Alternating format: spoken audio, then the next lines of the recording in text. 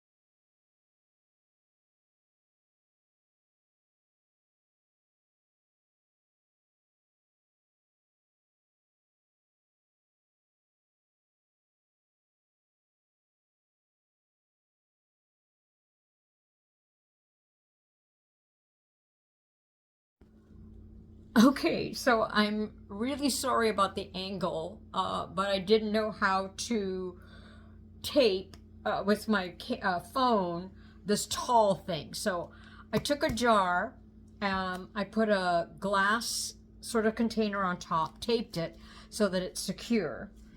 And then what I'm going to do is take my piece that is somewhat cured. You'll see it coming around. And then when I place it over, it's going to fold naturally. And then I'm going to play with it and use little tapes to pin it down. And I will do that in a time lapse because that can take some time. So please forgive me on the camera angle. But here comes that beautiful piece. Look at that. I mean, it looks really cool because of the wrapping, but just beware, there's no wrapping that's going to be seen. And if you choose, you can have this on the inside of your vase or on the outside. So I'm hoping that I'll have a bloom on the inside. So, and it's easier because it's all sticky to manage all this. So let me play with it and put you on a time lapse.